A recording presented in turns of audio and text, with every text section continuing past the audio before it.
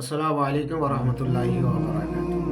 রাসূলুল্লাহ সাল্লাল্লাহু আলাইহি ওয়াসাল্লাম বলেন, দাইয়ুস কখনো কোনো মতে কোনো দিন কোশ্চিন কালেও জান্নাতে যাবে না। কারণ দাইয়ুস এসেছে দিয়াসা থেকে। দিয়াসা এমন একটা বস্তু, এমন একটা জিনিসের নাম যার সাথে মিলে যায় সে হচ্ছে সুয়র। যেমন সুয়রের কোনো লজ্জা শরম হায়া নেই, যারা দাইয়ুস তাদেরও লজ্জা শরম হায়া নেই। শুকুরের যেমন লজ্জা শরম নেই, তারা একজনের পায়খানা আর একজনের পায়খানা চেটে চেটে খায়। একমাত্র পৃথিবীতে ওই শুয়োরের রক্ত, শুয়োরের মাংসতে এমন দিয়ে আসা আছে, রক্তে যদি কেউ মাখে ও চর্বি যদি কেউ ব্যবহার করে এবং তার মাংস যদি কেউ খায়, তাহলে তার কাছ থেকে লজ্জা শরম মিটে যাবে, তার লজ্জা শরম থাকবে না।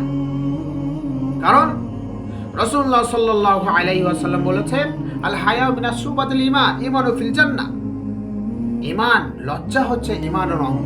আর ঈমান যদি না থাকে, যার লজ্জা নাই তার ঈমান নাই, যার লজ্জা নাই তার ঈমান নাই, এবং যার ঈমান নাই তার জান্নাতে নেই।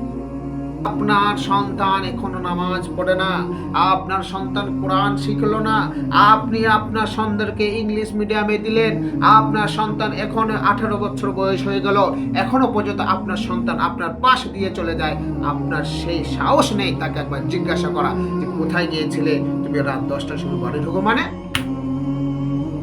আপনার মেয়ে আপনার সামনে দিয়ে নগ্ন পোশাক পরে বেরিয়ে গেল, আপনি তাকে একবার জিজ্ঞাসা করতে পারলেন না কোথায় যাচ্ছ। মানে এই রকম পরিস্থিতিতে, এই অবস্থায় বিনা বিনা হিজাবে তুমি পর্দাকে মান্যতা না দিয়ে তুমি চলে যাচ্ছ, মানে আপনি হলেন কাপুরুষ।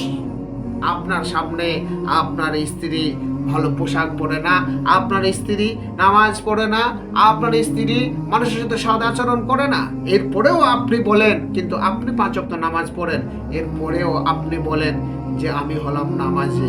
আপনার ওই নামাজ পারে না, কারণ আপনি হলেন দাইয়ুস।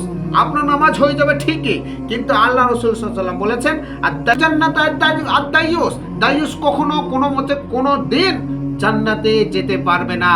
কারণ একজনের জন্য বাড়ির পরিবেশ নষ্ট হয়, একজনের জন্য সে পিতা মানে তার শক্তি থাকতে হবে, তার কথায় যেন তার ফ্যামিলি চলে, তার কথায় যেন তার সন্তান ওঠা বসা করে, তার কথাতে যেন তার মেয়ে চলাফেরা করে।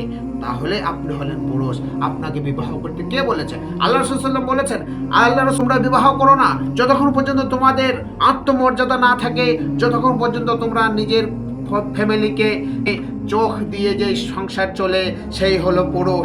যেই পুরুষের চোখের ইশারায় তার সন্তান উঠে বসে, যেই পুরুষের চোখের ইশারায় তার স্ত্রী চলে ফিরে, যেই পুরুষের চোখের ইশারায় তার মেয়ে ভালোভাবে থাকে, পর্দা করে বেপর্দা করে না, সেই হলো পুরুষ। আপনি হলেন কাপুরুষ, আপনি কাপুরুষ।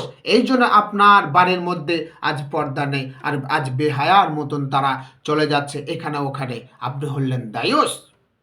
দাইয়ুস কখনো জান্নাতে যাবে না।